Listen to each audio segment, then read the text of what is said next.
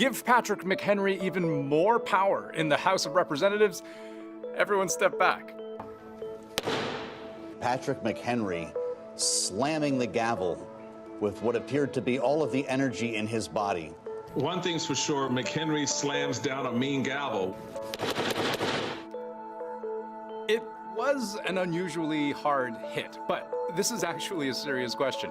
As a way of resolving the paralysis of U.S. Congress right now, is giving more power to this guy, the interim speaker, Patrick McHenry, the clearest way forward?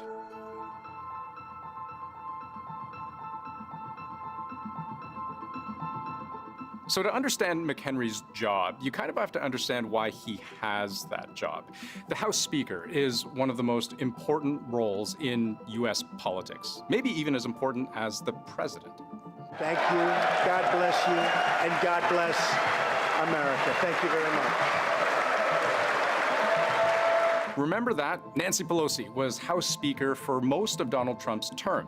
Trump's impeachment, twice, that was Pelosi. As House Speaker, she had the authority to initiate and oversee those proceedings. The yeas are 229, the nays are 198, present is 1, Article 2 is adopted. But the Speaker's real job is to determine which bills get to be discussed and voted on. In the House, the Speaker has awesome power. He or she is able to set the legislative agenda to affect the timing of how legislation is brought to the floor. Kevin McCarthy, the Republican who succeeded Pelosi as Speaker, had that same power. Now, his critics would say he wasted it. 9 months to accomplish what? But his last big move was to take the lead last month on an 11th-hour temporary spending bill deal with Democrats to avoid a government shutdown. He paid a price for that. Chaos is Speaker McCarthy. Chaos is somebody who we cannot trust with their word. To hard-right Republicans, this was a betrayal. Don't cave to the Democrats. Hold your ground. So McCarthy was kicked out. The office of Speaker of the House of the United States House of Representatives is hereby declared vacant. And taking his place, Patrick McHenry.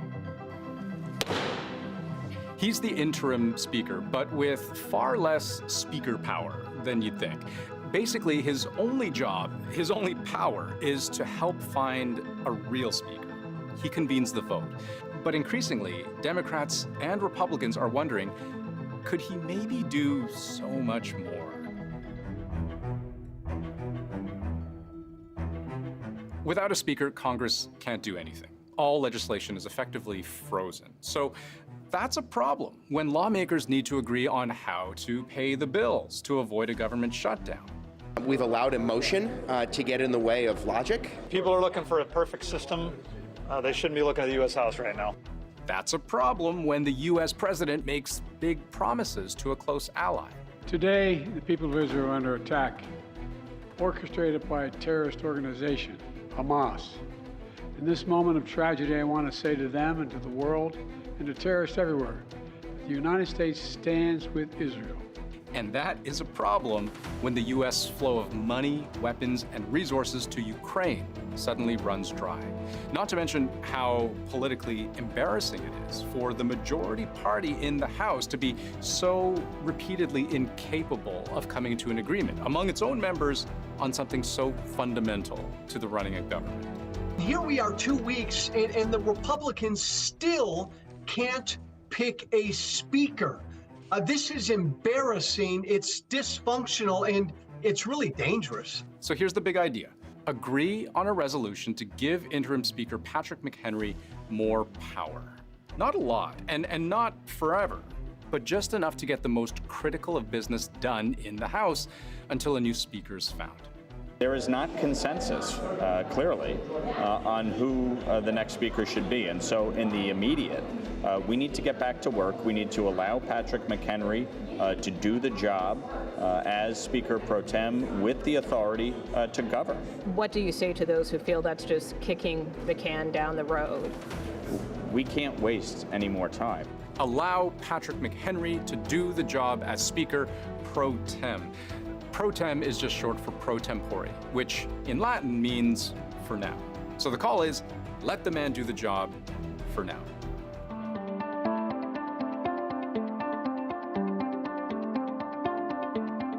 The short answer to the question, who in the House supports McHenry, is somewhere between 11 and 433. That's a terrible answer, I know, but let me explain. 212 House Democrats have so far been voting for their man, Hakeem Jeffries. That's pretty typical. Each party just kind of votes for their own party candidate. But last week, 4 moderate Democrats wrote McHenry a letter.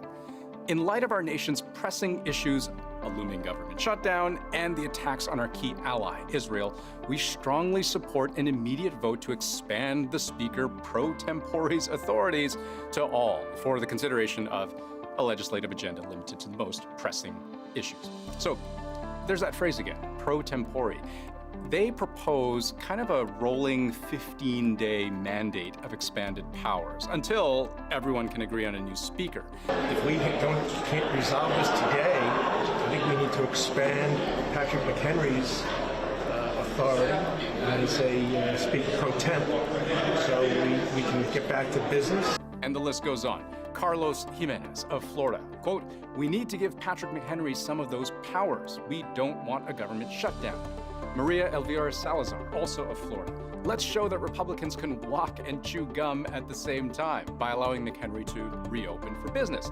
And lukewarm support is still support from Dan Crenshaw of Texas. "I'm not opposed to it." Illinois Congressman Mike Kelly says McHenry should get 30 days of expanded power. Others agree. I think one of the options is to have a 30-day speaker.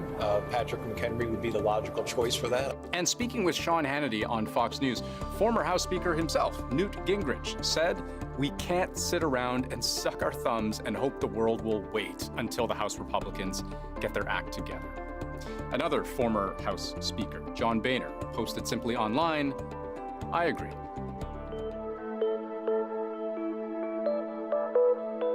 Now, the funny part about all of this is that Patrick McHenry may not even want the job. He has never formally thrown his hat into the ring, and by all accounts, from him and his colleagues, there's a reason for that. It's not an easy job. And if the experience of the Republicans' last pick for Speaker, Kevin McCarthy, is any indication, it's actually just downright painful.